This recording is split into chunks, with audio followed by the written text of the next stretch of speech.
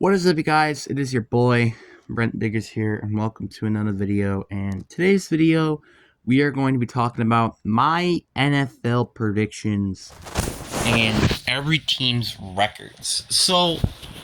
I did already put out part one, which is basically my predictions to every team, week by week. But now I'm going to be doing my just telling you guys every team's record. So let's get into it. But before we get into today's video, I do highly recommend that you like and subscribe, and we're on the road to getting to 400 subscribers. It's free. You can always change your mind later. And again, this is probably going to have to be the hardest videos I've ever worked on, because obviously you got that one video, which is the longest video I've ever made, which is like 48 minutes.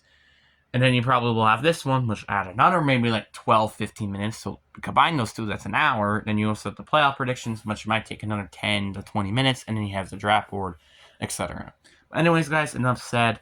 Let's get into the video. So I think we're going to do divisions, and I'll just go off the AFC North. I'll just go do AFC and then NFC North for next. So let's start off with the AFC North, and I'm going to start off with the worst team, which is the Pittsburgh Steelers, having a 9-8 record.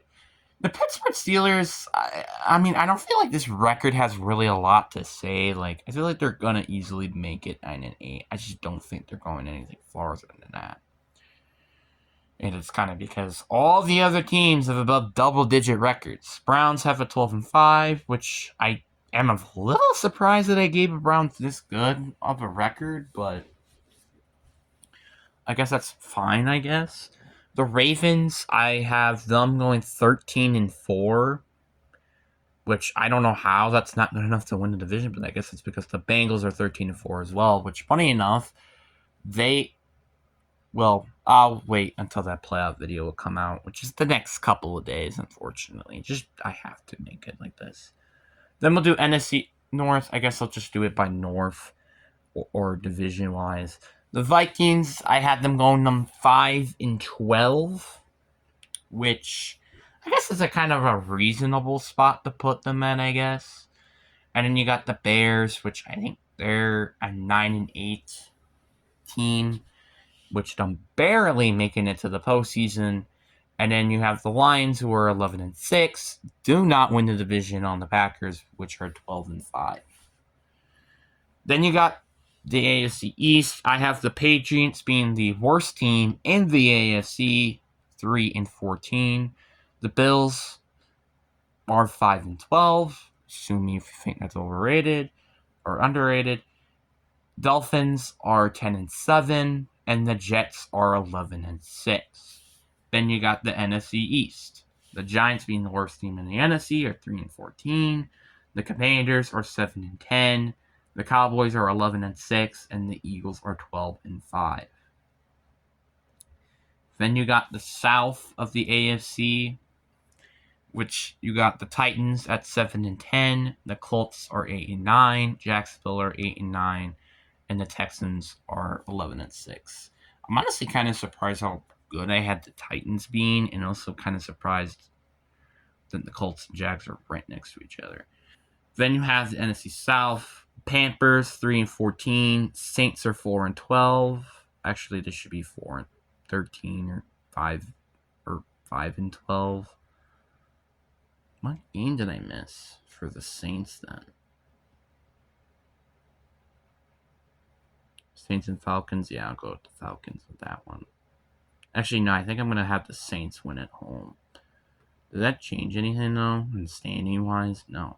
It's just now they're 5-12. That's the only difference. Bucks are 8-9, and then the Falcons are 8-1. So there's one team that tied during the entire year. There's one game that tied the entire year. Broncos 13-1. Chargers 8-9. Raiders are 9-8, and the Chiefs are 10-7, so barely winning the division. Then you have the Cardinals 7-10, Rams 8-9, Seahawks 8-9, and Niners 4-13. So those are all the standings.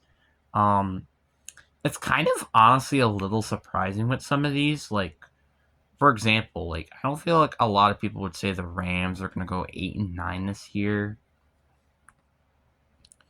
Or the Bills going 5-12, or the Raiders going 9-8, Chargers going 8-9, Saints going 5-12. Well, I guess that's kind of predictable.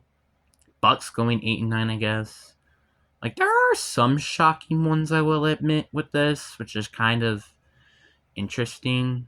But I guess I might as well go off of rankings. So I'll give you my playoff seeding. So this is what you can expect for the next episode.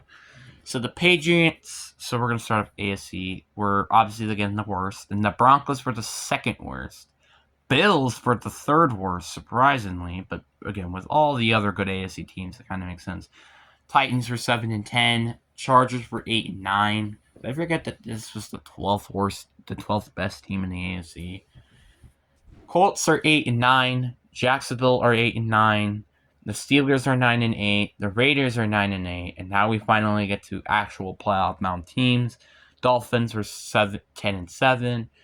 Browns were 12-5. Ravens were 13-4. The Chiefs were 10-7. Texans were 11-6. The Jets were 11-6. And then the Bengals, which were number 1, were 13-4. And we're going to the NFC.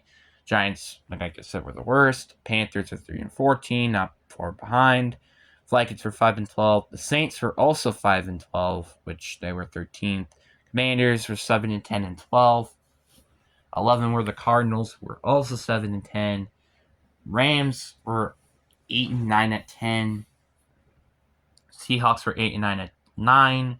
8-9 for the Bucks at 8. Then the Bears, so we finally get to the playoff teams. Bears were 9-8, which made it barely at the 7th seed. Lions 11-6 as the 6th. Cowboys 11-6 as the 5th seed. The Falcons 8-8-1 are the 4th seed. Eagles 3rd seed with 12-5. Packers 2nd 12-5, and the Niners were 14-3. So I mean, like, you could criticize the factor that maybe, I don't know, the Browns made it, maybe, and not the Jaguars or the Colts, but again, this is my own opinion. But what do you guys think down in the comment section below about this? Hope you guys enjoy. Peace.